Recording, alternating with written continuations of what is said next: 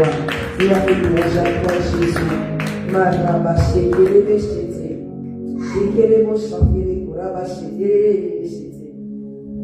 Alléluia. Il y a quelques minutes là, j'ai demandé s'il y avait des vainqueurs dans ces lieux. Alléluia. Amen. Je vais encore vous demander, est-ce qu'il y a des vainqueurs dans ces lieux? Amen. Amen.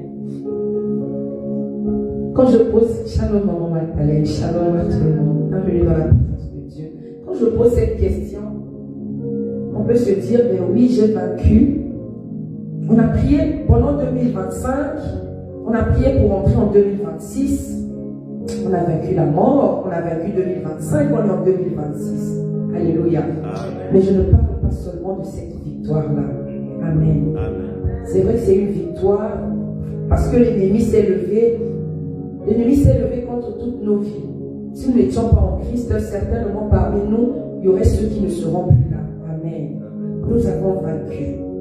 Mais ici, je vais parler d'une victoire qui vient de plus loin que ça. Alléluia. Je parle d'une victoire qui commence de très loin. Est-ce que parmi nous, il y a des jumeaux? Je ne pense pas. Est-ce qu'il y a des jumeaux? Je ne pense pas que la pasteur Rebecca est jumelle. Maman Magdalene n'est pas jumelle. Non. Moi, je ne suis pas jumelle. Ok. Donc, nous ne sommes pas, aucun de nous ici qui est jumeau. Nous sommes nés seuls. Amen. Ça veut dire que nous avons commencé à vaincre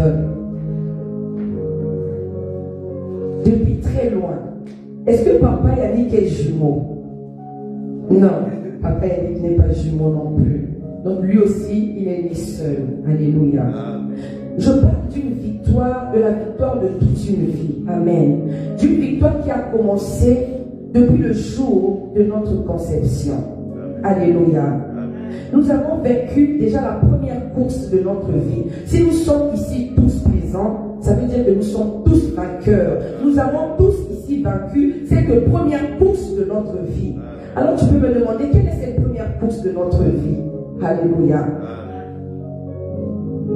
Pendant l'acte qui permet qu'il y ait conception et qu'il y ait une vie. Amen. Il y a 100 ou 200 millions de spermatozoïdes qui sont déposés dans le corps. Amen. Ce qui veut dire qu'il y a des millions de spermatozoïdes qui doivent courir. Et c'est celui qui gagne, c'est celui-là qui va féconder l'œuf et qui va donner naissance, existence à un être humain. Alléluia. C'est pour ça que ici j'ai demandé s'il y a quelqu'un qui est jumeau pour savoir si vous avez vaincu à 2. Si vous êtes triplé, vous avez vaincu à 3. Mais ici, nous sommes tous, il n'y a personne qui est jumeau. Ça veut dire que nous avons tous vaincu cette course seule. Alléluia. Une course de 100 ou 200 millions de personnes. Est-ce qu'on peut réaliser ça? Donc, nous avons couru déjà tellement vite avant même d'être appelés être humains pour pouvoir vivre. Amen. Pour pouvoir être cet œuf-là qui a ensuite donné existence à un être humain. Félicitations. Amen. Amen. Et après ça, ça ne s'est pas arrêté là. Amen. Amen. Donc on a été dans le ventre de nos parents et jusque-là, c'est toujours un combat. Alléluia. Parce que pendant les grossesses, nous savons qu'il y a des avortements volontaires ou involontaires. Amen. Hein. Il y peut avoir des problèmes. Et jusque-là, c'est toujours un combat. Mais si nous sommes là, toi et moi, c'est parce que nous avons encore vaincu ce combat-là.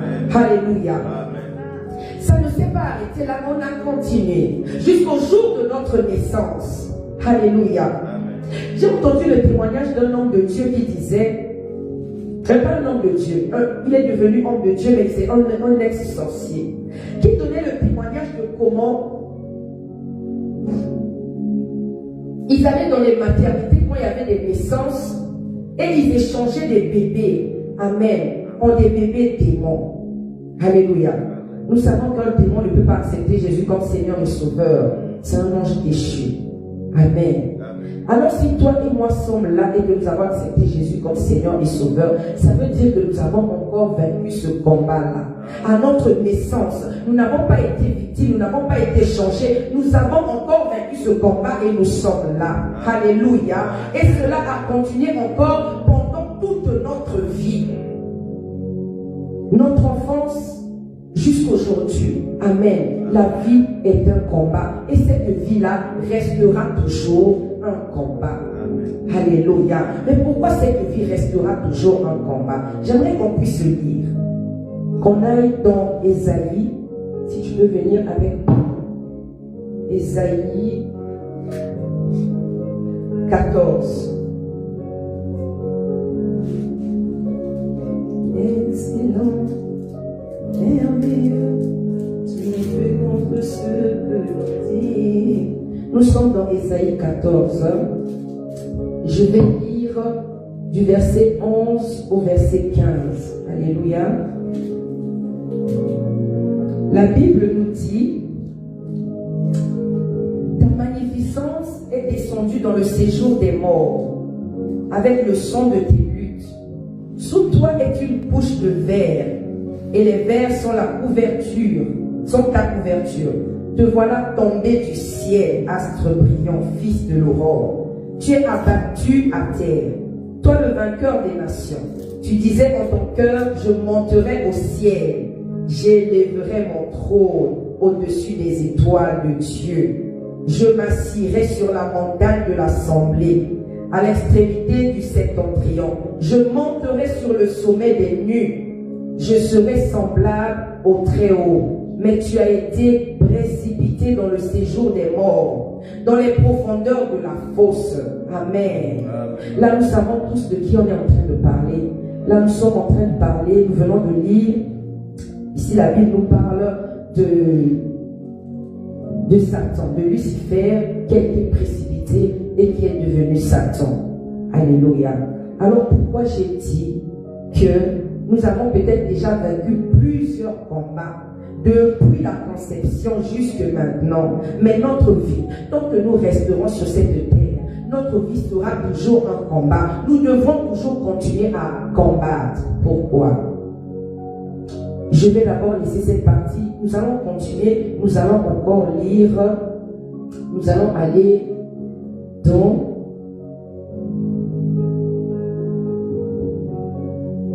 Nombre 35.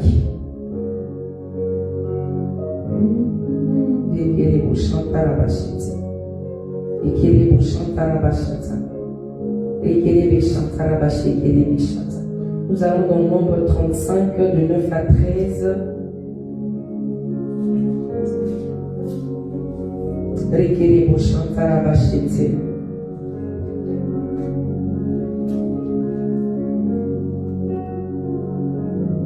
La Bible nous dit: l'Éternel parla à Moïse et dit: parle aux enfants d'Israël et dis-leur, lorsque vous aurez passé le Jourdain et que vous serez entrés dans le pays de Canaan, vous vous établirez des villes qui soient pour vous des villes de refuge, où pourra s'enfuir le meurtrier qui aura tué quelqu'un involontairement. Alléluia. Ces villes vous serviront de refuge contre le vengeur du sang, afin que le meurtrier ne soit point mis à mort avant d'avoir comparu devant l'assemblée pour être jugé. Des villes que vous donnerez, 6 seront pour vous des villes de refuge. Amen. Nous allons mieux le lire. Nous allons le lire encore dans Josué. Nous allons aller dans Josué 20.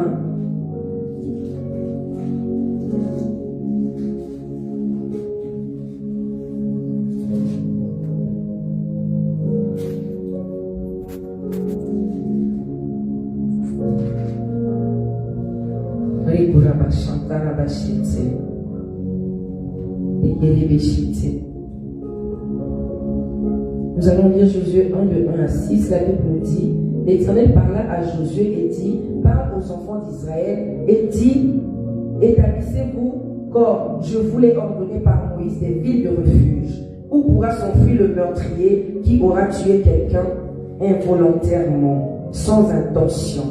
Elles vous serviront de refuge contre le vengeur du sang. Le meurtrier s'enfuira vers l'une de ces villes, s'arrêtera à l'entrée de la porte de la ville et exposera son cas aux anciens de cette ville. Ils le recueilleront auprès d'eux dans la ville et lui donneront une demeure afin qu'il habite avec eux. Si le vengeur du sang le poursuit, ils ne livreront point le meurtrier entre ses mains, car c'est sans le vouloir qu'il a tué son prochain et sans avoir été auparavant son ennemi. Il restera dans cette ville jusqu'à ce qu'il ait comparu devant l'assemblée pour être jugé, jusqu'à la mort du souverain sacrificateur, alors en fonction. Amen. Nous avons lu ici dans Ésaïe 14, je vais retourner dans Ésaïe 14, où nous avons lu l'histoire de Lucifer.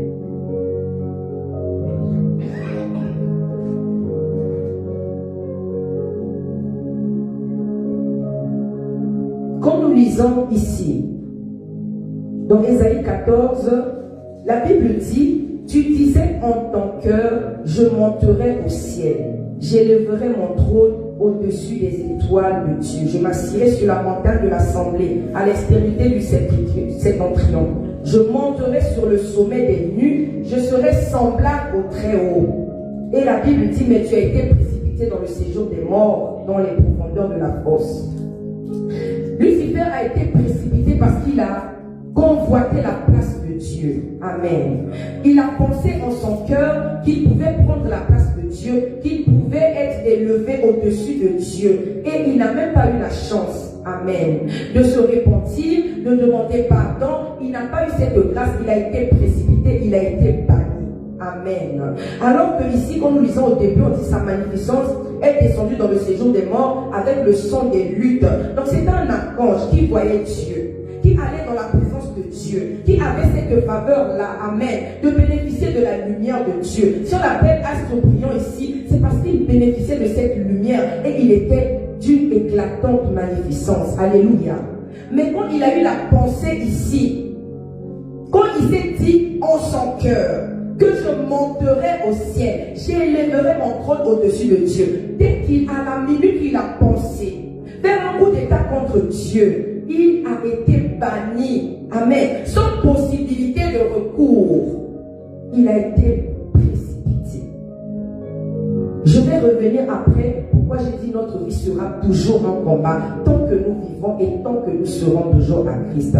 Lui, il a été jeté. Et ici, j'ai lu dans Nombre et dans Josué la Bible qui nous dit, où Dieu disait aux enfants d'Israël qu'ils devaient s'établir 6 villes de refuge. Ces villes de refuge-là devaient servir aux personnes qui avaient commis des meurtres sans intention de le faire. Amen. Nous savons que l'Ancien Testament est l'ombre des choses à venir. Amen. Donc quand on parle des gens qui ont commis des meurtres ici, qui avaient ces 6 villes de refuge, on est en train de parler des pécheurs, des gens qui ont péché, qui avaient cette possibilité. Donc, dans l'Ancien Testament, ici, quand on parle de ces villes de refuge, les gens qui avaient tué, les gens qui avaient commis des actes abominables, amen, sans intention de le faire, avaient la possibilité de s'enfuir et d'aller se cacher dans ces villes-là. Dieu leur faisait grâce de venir se cacher et de ne pas être tués. Amen. Parce que ceux qui commettaient ces meurtres volontairement devaient être tués par le vengeur de sang. Amen. Donc le vengeur de sang, si par exemple tu tuais, tu faisais du mal à un membre d'une famille, un membre de cette famille avait l'autorisation de te tuer aussi, de te rendre ce que tu avais fait. C'est pour ça que nous lisons dans la Bible, qui tuera par épée mourra par épée. Cela était comme ça. Amen. Mais Dieu a donné la possibilité aux enfants d'Israël qui n'avaient pas commis des meurtres intentionnellement de s'enfuir et d'aller se réfugier dans ces villes de refuge. Donc par là, Dieu est en train de nous donner, à nous pécheurs. Amen. Ici, cette parole est en train de dire à quelqu'un qui a commis, je ne sais pas, des meurtres, qui a été cambrioleur, qui a été sorcier, qui a été, je ne sais pas, qui a avorté, qui a vécu dans l'adultère, qui a commis toutes sortes de péchés, qui a été prostitué, qui est tombé dans des déviations sexuelles. Dieu est en train de te dire, je suis ton refuge en fait. Cette ville de refuge-là représente Jésus-Christ de Nazareth, qui donne à tout le monde la possibilité, quel que soit ton péché. Quand tu prends, amen, tu acceptes Jésus comme Seigneur et que tu prends la résolution de le suivre toute ta vie, tu prends la résolution d'abandonner ce péché, il te donne la possibilité d'aller te cacher en lui. Alléluia. Donc cette illustration en fait est en train de parler de ça. Cette ville de refuge représente Jésus-Christ de Nazareth qui nous abrite, quel que soit ce que nous avons commis comme péché, quel que soit ce que nous avons commis comme égard. Et quand nous choisissons d'abandonner cela et que nous acceptons Jésus comme Seigneur et Sauveur, il devient notre abri, il devient ce refuge-là sans faille. Alléluia. Et il nous abrite et le vengeur de sang n'a plus aucun pouvoir sur nous. Alléluia. Le vengeur de sang ici, c'est qui? C'est le diable, l'accusateur. Amen. Celui qui vient tout le temps dans nos oreilles, qui vient nous dire mais tu as péché, mais tu es tombé. Alléluia. Qui vient nous rappeler nos péchés.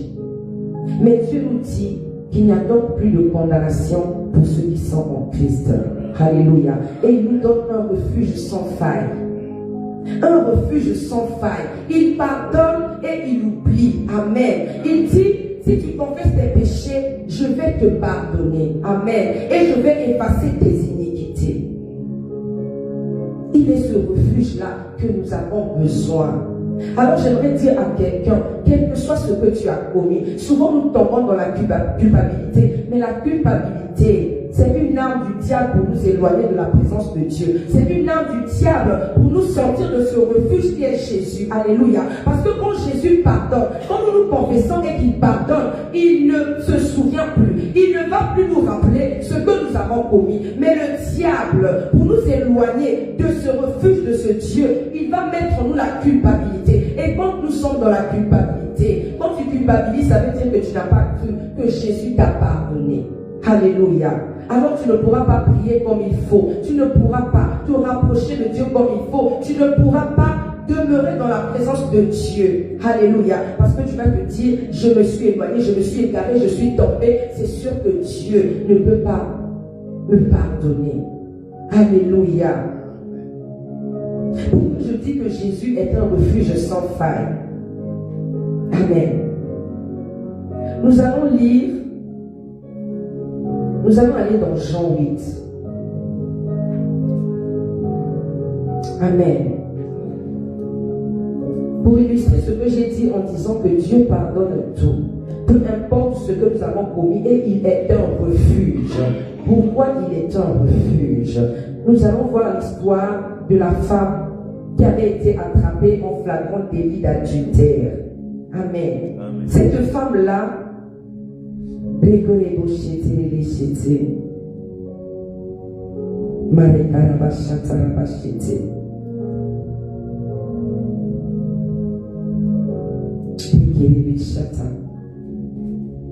c'est dans Jean 8 que je retrouve. Si Seigneur, nous sommes dans Jean 8 à partir du verset 1. Je lis au nom de Jésus. Jésus se rendit à la montagne des Oliviers. Mais dès le matin, il alla de nouveau dans le temple et tout le peuple vint à lui. S'étant assis, il les enseignait. Alors les scribes et les pharisiens amenèrent une femme surprise en adultère. Et la plaçant au milieu du peuple, ils dirent à Jésus, Maître, cette femme a été surprise en flagrant délit d'adultère. Moïse, dans la loi, nous a ordonné de lapider de telles femmes. Toi donc, que dis-tu? Il disait cela pour l'éprouver afin de pouvoir l'accuser. Mais Jésus s'étant baissé, écrivait avec le doigt sur la terre. Comme il continuait à l'interroger, il se releva et leur dit, que celui de vous qui est sans péché jette le premier la pierre contre elle. Et s'étant de nouveau baissé, il écrivit sur la terre. Quand ils entendirent cela, accusés par leur conscience, ils se retirèrent un à un, depuis les plus âgés jusqu'au dernier. Et Jésus resta seul avec la femme qui était là au milieu. Alors, s'étant relevé et ne voyant plus que la femme, Jésus lui dit, femme, où sont ceux qui t'accusaient?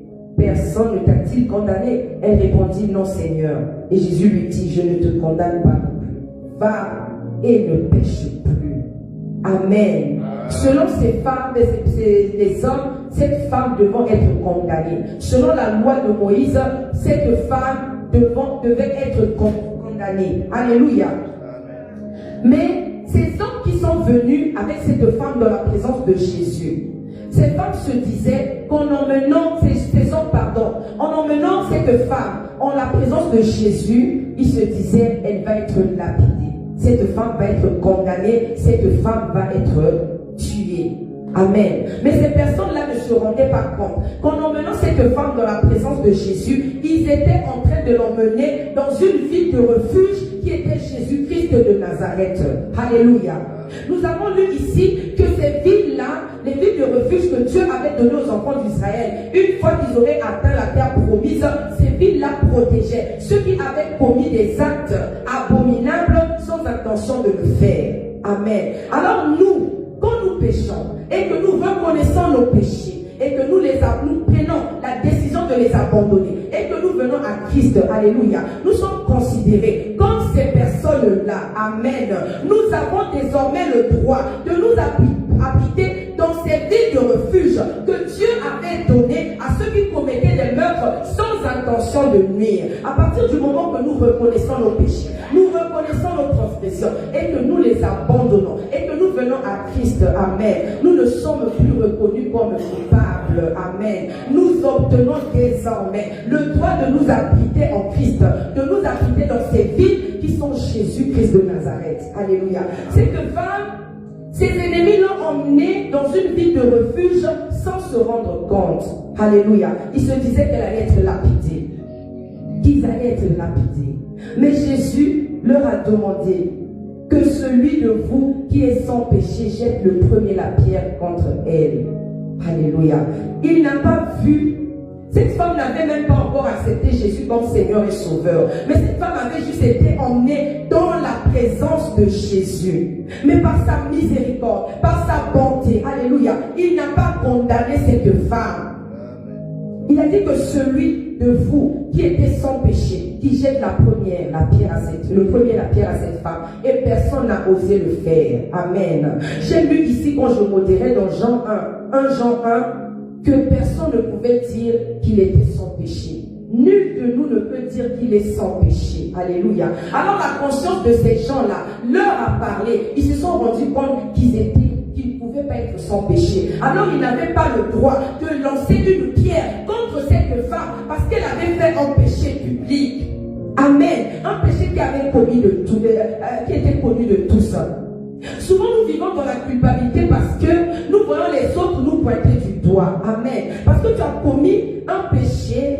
La Bible dit tout péché est péché. Il n'y a pas de petit péché. Tout péché devant Dieu est péché. Amen. Mais les hommes, nous avons souvent la manie de condamner, de faire passer certains péchés pour étant des grands péchés et nous faire passer pour des parfaits. Amen. Nous avons souvent cette manie de pointer du doigt.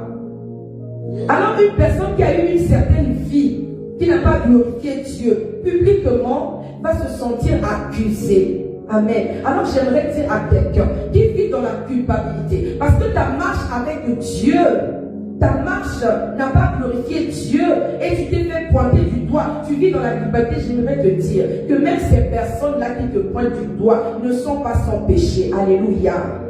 Ils ne sont pas sans péché. Ces personnes-là qui ont apporté cette femme dans la présence de Dieu, de Jésus, s'ils étaient sans péché, ils auraient pris la pierre et lancé contre cette femme. Mais ils n'ont pas osé parce qu'ils se sont rendus compte que eux-mêmes dans le secret, il y a des gens qui peuvent t'accuser de ce que tu fais, qui est connu, mais eux-mêmes dans le secret font les mêmes choses. Alléluia. J'aimerais dire à quelqu'un, fie-toi en l'Éternel. Amen. Fie-toi en l'Éternel.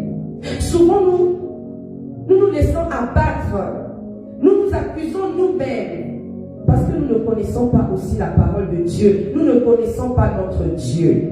Alléluia. Si nous méditons la parole de Dieu, si nous apprenons à entrer, à manger les Écritures, nous allons nous rendre compte de tellement de choses. De la bonté de Dieu. Nous allons apprendre à connaître ce Dieu. La Bible dit que Jésus est la parole faite de chair. Nous prions souvent, nous disons au nom de Jésus, mais nous ne connaissons pas vraiment ce Jésus-là. Alléluia. Nous ne pouvons pas vraiment le connaître si nous ne ne faisons pas connaissance avec lui par sa parole, par notre intimité avec lui. C'est bien de prier. Il y a des gens qui prient, c'est bien de prier, mais nous avons besoin de connaître Christ en profondeur par la méditation de sa parole. Alléluia. J'ai lancé un challenge, nous sommes au jour 3, par le Saint-Esprit. Ce challenge s'intitule « Je lis toute ma Bible en 2026 ». Amen. Donc, j'aimerais vraiment demander à chacun, à quelqu'un, Amen, qui est vraiment intéressé, qui veut vraiment connaître Christ, qui veut vraiment connaître son identité, qui veut vraiment avancer cette année, vivre la gloire de Dieu. Entre dans ce challenge. Amen. Apprends à méditer la parole de Dieu et à avancer, découvrir qui est ce Jésus-là. Amen. Nous allons sortir de certaines culpabilités à cause du manque de connaissances. La Bible nous dit, mon peuple périt par manque de connaissances. Pourquoi par manque de connaissances? Parce que nous ne connaissons pas la parole de Dieu. Nous ne méditons pas la parole de Dieu. Alors nous périssons. Le diable va nous accuser et nous n'allons pas pouvoir nous défendre parce que nous ne connaissons pas la parole de Dieu. Alléluia. Le diable connaît la parole de Dieu. Amen. Le diable connaît la parole de Dieu. Quand nous allons lire dans Matthieu 4, dans Luc 4 et tout, nous allons voir comment le diable a tenté Jésus. Et quand le diable a tenté Jésus, le diable a tenté Jésus avec la parole. Amen. Quand il dit, si tu es fils de Dieu, transforme cette pierre, que cette pierre se transforme en pain. C'était avec la parole de Dieu. Et quand Jésus a répliqué, Jésus a pu le vaincre avec la parole. Amen. Parce qu'il est la parole lui-même. Amen. Si Jésus ne connaissait pas la parole, qu'il n'était pas la parole, il ne pouvait pas vaincre le diable, il ne pouvait pas le chasser. Il serait tombé dans son piège. Amen. Alors nous avons besoin de manger la parole de Dieu. Nous avons besoin de méditer la parole de Dieu pour pouvoir résister à la tentation. Amen. Pour pouvoir connaître notre identité, pour pouvoir connaître qui est notre Dieu, qui est ce Jésus que je prie tous les jours, je dis au nom de Jésus, au nom de Jésus. Mais est-ce que nous connaissons vraiment ce Jésus? Amen. Ce n'est qu'en mangeant sa parole, ce n'est qu'en entrant dans sa parole, ce n'est qu'en faisant un avec cette parole que nous pouvons vraiment le connaître. Et nous allons la voir en nous. Cette parole-là va nous transformer. Cette parole va nous emmener à d'autres dimensions. Alléluia. Et le diable n'aura plus le pouvoir d'entrer dans nos têtes, de mettre des culpabilités. Alléluia. Nous saurons que peu importe ma marche, Jésus me dit que si je confesse mes péchés, Amen, il va me pardonner, me faire miséricorde, et qu'il n'y a plus de condamnation pour ceux qui sont à Christ. Mais pour connaître les promesses de Dieu sur notre vie, nous devons méditer la parole de Dieu. Alléluia. Alors la présence de Dieu a sauvé la vie de cette femme. Et nous savons qu'après, elle est devenue une servante de Dieu. Amen. Elle a suivi Jésus et sa vie n'était plus jamais la même. Parce que Jésus est un refuge. Il ne l'a pas condamné, il l'a protégé. Amen. J'aimerais aussi donner l'exemple de la femme pécheresse. Amen. Cette femme que nous connaissons, qui avait mouillé les pieds de Jésus avec ses larmes, qui avait cassé un parfum de grande valeur à ses pieds. Amen. Je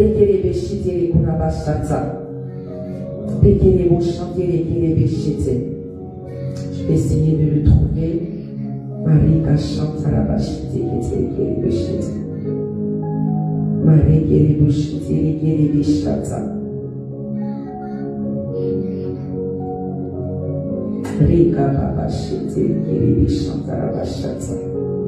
est-ce qu'on peut m'aider pour trouver ce verset où on parle de la femme pécheresse qui a été, je sais que c'est dans Jean, mais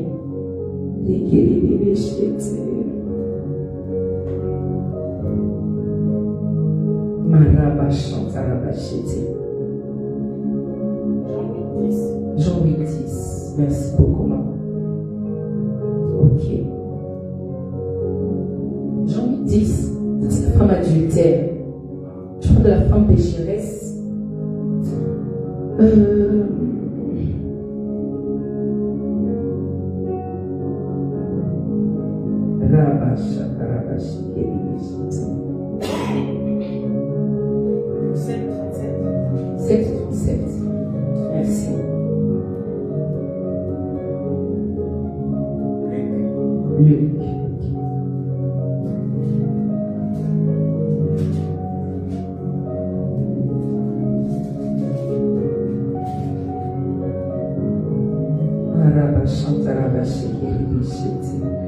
Ok,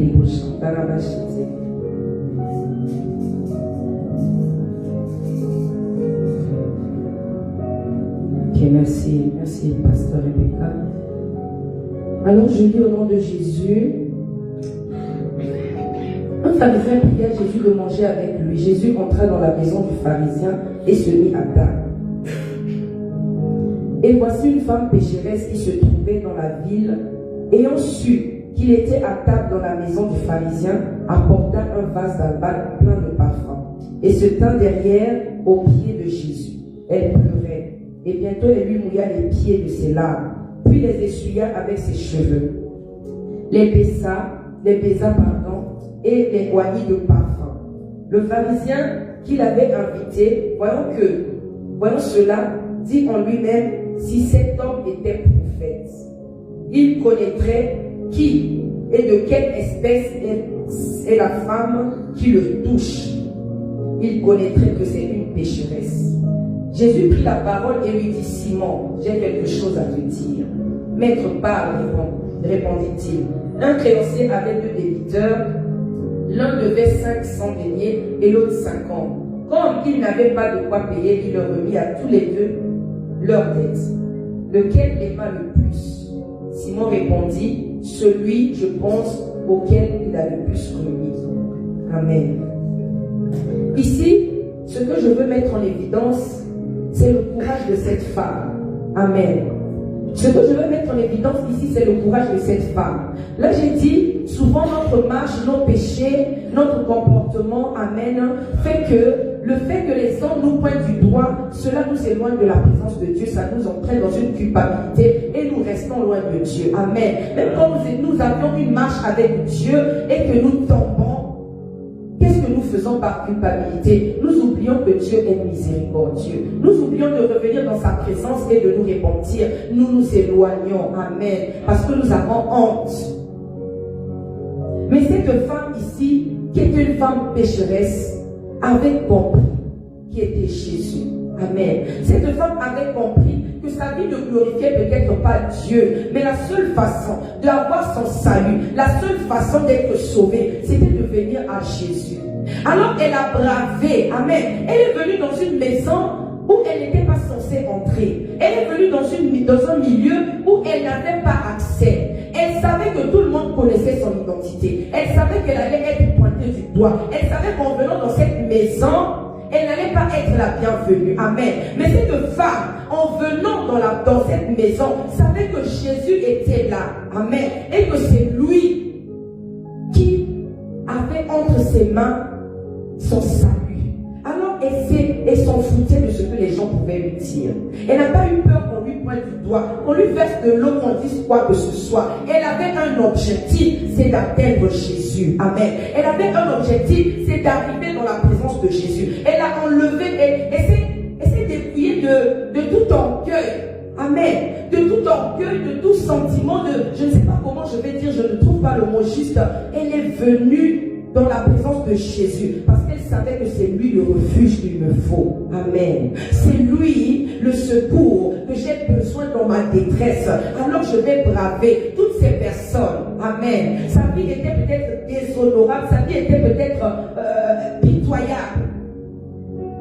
Mais elle est venue, elle est entrée dans une maison où ceux qui étaient là n'avaient rien à voir avec sa vie. Mais son objectif était Christ. Amen. Par là, j'aimerais dire à quelqu'un que les regards des hommes n'aient pas d'influence sur ta vie. Tant que Jésus n'a pas dit son dernier mot sur ta vie. Amen. Tant que Jésus lui-même ne t'a pas dit que je ne te pardonne pas. Tant que Jésus lui-même ne t'a pas dit que ta vie ne me permet pas de m'approcher de toi. Viens à Christ. Amen. La Bible dit, celui qui reconnaît ses transgressions et les avoue obtiendra miséricorde. Jésus est le refuge qu'il nous faut. Alléluia. Il dit dans Ésaïe 53:5, la Bible dit, mais il était blessé par nos péchés, brisé par nos iniquités. Le châtiment qui nous donne la paix est tombé sur lui. Dans Romains, nous lisons encore, alors que nous étions pécheurs, Christ est mort pour nous. Alléluia. Alors n'hésitons pas n'étant pas dans la peur, ne t'éloigne pas, alléluia. Même si tu servais Dieu et que tu es tombé, tu t'es fracassé, lève-toi, reviens à Christ. Christ va te recevoir. Il est un refuge, un secours qui ne manque pas dans la détresse. Alléluia. Au début, j'ai dit que nos vies seront toujours un combat. Tant que nous vivrons, alléluia, nous devrons combattre jusqu'à la fin de notre vie. Pourquoi?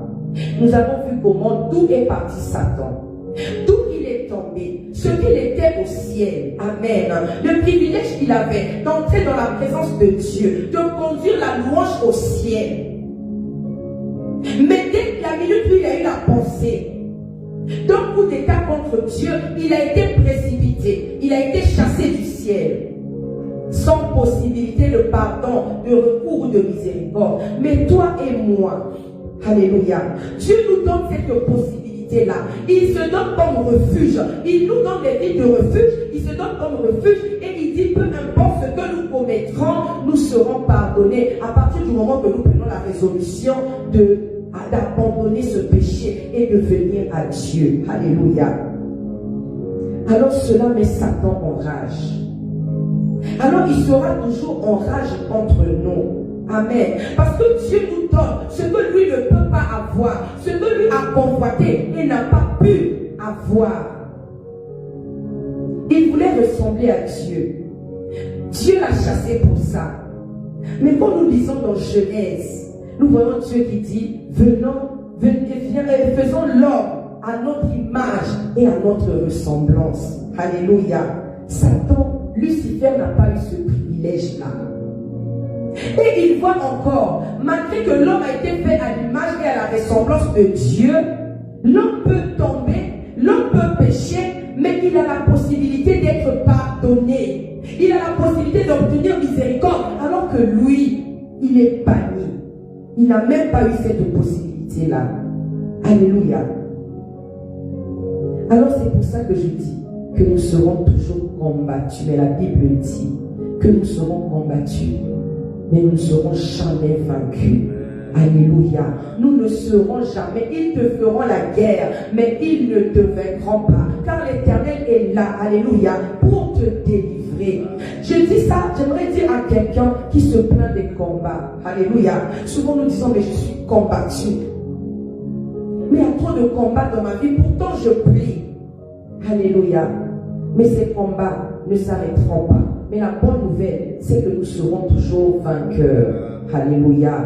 Tant que Jésus n'est pas revenu, tant que nous ne sommes pas enlevés, le diable, tant qu'il n'est pas lié, il continuera à nous combattre, mais nous savons qu'il est en échec. Parce que Jésus-Christ en nous, l'espérance de la gloire, Jésus-Christ en nous, nous sommes toujours vainqueurs. Il pourra essayer, mais j'aimerais que quelqu'un sache, il essayera toujours, il nous combattra toujours, mais il ne nous vaincra pas. Alléluia. Alors que les combats ne faiblissent pas la foi de quelqu'un. Que les combats ne t'éloignent pas de la présence de Dieu, mais bien au contraire, quand tu vois que les vents se lèvent contre toi, tu dois savoir, alléluia, qu'il y a quelque chose que Dieu est en train de préparer dans ta vie. Il y a quelque chose qui est en train d'arriver. Mais vu que le diable est jaloux, il cherche à combattre cela, il cherche à mettre en mur, à t'empêcher d'accéder à cela, alléluia, en combattant ta foi par les combats, les vents contraires.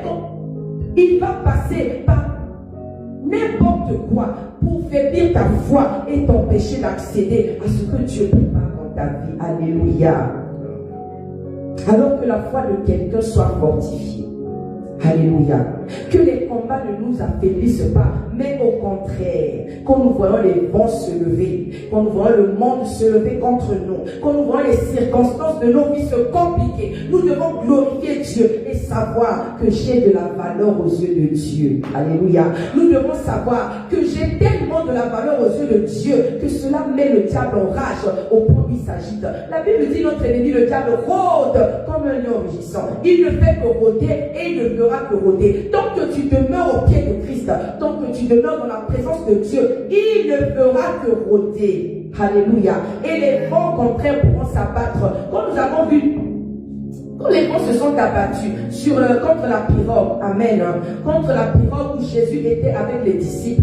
Les vents se sont levés. La tempête s'est levée. Même quand Pierre a commencé à marcher sur l'eau. Amen. Il ne s'est pas noyé. Alléluia. La tempête s'est levée. Il est bon, il y avait l'agitation. Mais il ne s'est pas noyé parce que Jésus était là. Alors j'aimerais dire à quelqu'un, quels que soient les vents qui pourront se lever contre toi, tant que tu restes au pied de Christ, tu ne te noyeras pas. Alléluia. Tu ne vas pas te noyer. Ces vents-là ne vont pas faire chavirer ta barque. Amen. Ta barque restera sur l'eau. Amen. Tu vas être agité. Ta vie va être agitée. Mais ta barque restera sur l'eau. Elle ne prendra pas l'eau. Alléluia. Jésus-Christ est notre refuge. C'est le refuge par excellence. C'est le refuge. Alléluia. Alors demeurons dans la présence de Dieu. Apprenons à connaître ce Dieu. Pour que le diable ne nous trompe pas. Souvent nous nous laissons tromper parce que nous ne connaissons pas ce Dieu. Nous connaissons son nom, mais nous n'avons pas d'intimité avec lui. Allons le chercher dans sa parole.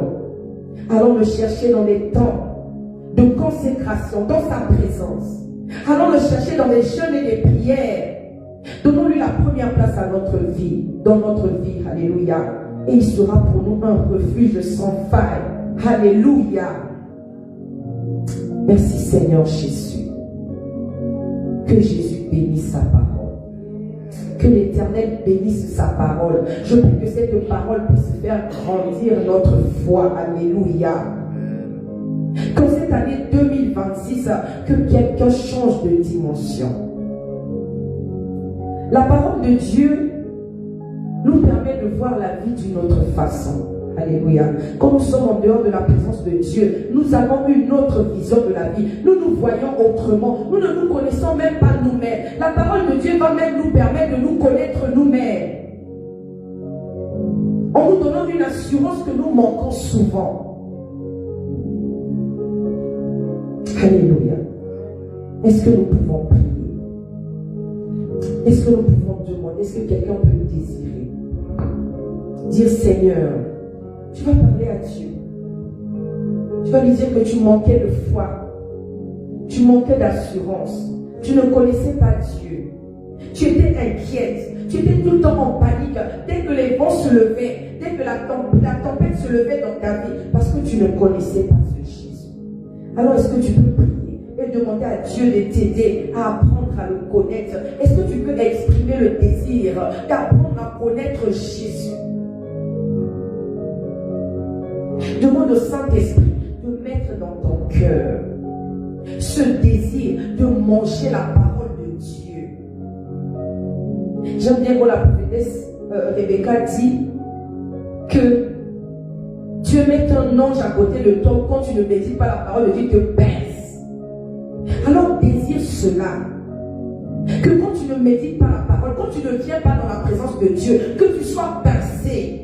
Que cela rappelle que non, je dois aller dans la présence de Dieu. Comme cette année, je veux connaître Jésus. Je veux faire sa connaissance. Je veux faire sa rencontre véritablement. Alléluia. On peut être des années dans l'église, mais sans connaître Jésus. On peut être des années dans la foi, mais sans connaître qui est Dieu. Alors quand on ne connaît pas Dieu, on ne se connaît pas soi-même non plus. Et on ne connaît pas son identité. Le diable combat la méditation de la parole. Il combat la méditation de la parole parce qu'il sait que c'est là que nous puisons notre puissance. Alléluia. Il sait que c'est là que nous puisons notre puissance. Que c'est là, une fois que tu as la connaissance, le diable devient impuissant dans ta vie. Alors il va combattre la méditation de la parole. À chaque fois que tu vas vouloir lire la Bible, tu vas avoir te rappeler que tu dois faire quelque chose. C'est là que tu te rappelles qu'il y a quelque chose que tu dois faire à l'instant. Alors j'aimerais que tu prennes conscience, à chaque fois que tu vis cela, que c'est le diable qui est en train de t'empêcher d'aller entrer et accéder à cette connaissance qui va te donner une supériorité sur lui. Nous avons déjà une supériorité sur lui, mais nous ne connaissons pas. Parce que nous n'avons pas la connaissance, mon peuple périt par manque de connaissance. Alléluia. Alors que le Saint-Esprit de Dieu nous aide. Que Dieu nous aide cette année à vraiment faire la connaissance de Jésus, à apprendre à le connaître et à connaître notre identité. Est-ce qu'on peut prier? Alléluia. Par rapport à tout ce que j'ai dit, est-ce que quelqu'un peut prier librement? Est-ce que tu peux parler à Dieu pour ta foi, pour ta marche avec lui? Est-ce que nous pouvons parler à ce refuge? Est-ce que quelqu'un peut aller se réfugier? Oh mon Dieu Jésus, qui est un refuge sans faille, celui qui ne condamne pas, celui qui n'abandonne pas, celui qui ne délaisse pas. Il dit: je ne t'abandonnerai point, je ne te délaisserai point. Est-ce que quelqu'un peut parler à Jésus?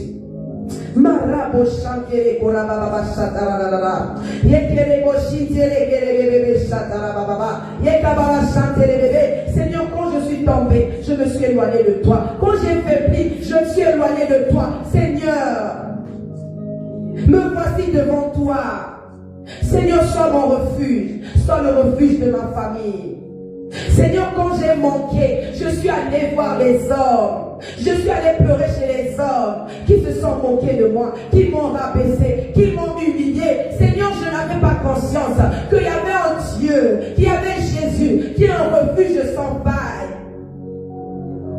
Ce Jésus qui a dit à cette femme: moi non plus je ne te condamne pas, va et ne pêche plus. Oh Seigneur, je viens à toi, sois le refuge de ma vie. Sois mon refuge, sois le refuge de ma famille.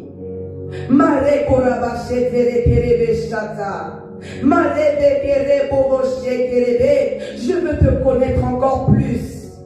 Seigneur, je veux faire encore ta connaissance. Je veux découvrir qui tu es. Alors aide-moi, Seigneur, à te découvrir par ta parole. Aide-moi, Seigneur, mets en moi ce désir. Perce-moi quand je ne médite pas ta parole. Ne me permets pas, Seigneur, de passer un seul jour sans méditer ta parole. Je veux faire ta connaissance. Alors aide-moi, Seigneur. Aide-moi à faire ta connaissance. Aide-moi, Jésus. J'avais jeté l'éponge, croyant que tu ne m'écoutais pas, que tu ne m'entendais pas, Seigneur. Mais le diable est un menteur. Seigneur, maintenant je sais que tu es là présent pour moi, Seigneur. Que tu t'appelles Jéhovah Shammah, le Dieu qui est présent tout le temps, en tout lieu. Tu es là, Seigneur, dans ma vie. Alors je viens à toi. Sois mon refuge. Sois mon refuge. Sois mon refuge.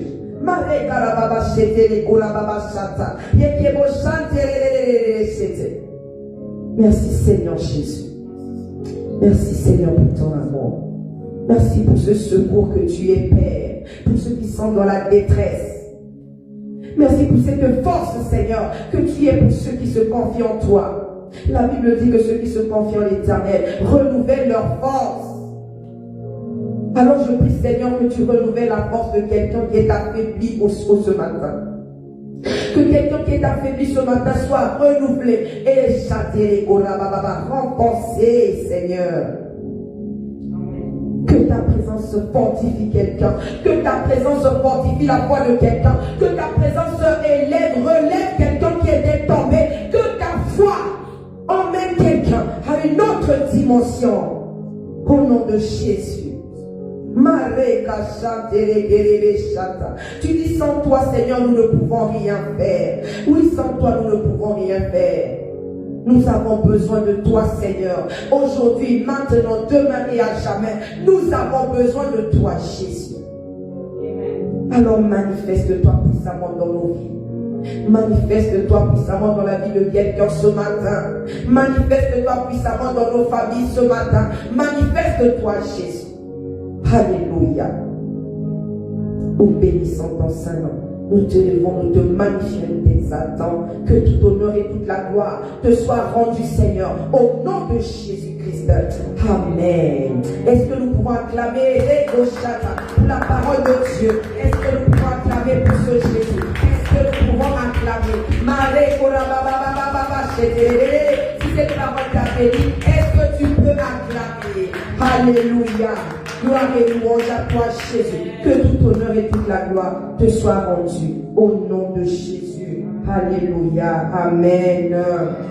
Gloire à Jésus. Nous allons accueillir notre pasteur, la prophétesse Rebecca. Est-ce que nous pouvons l'accueillir par nos acclamations?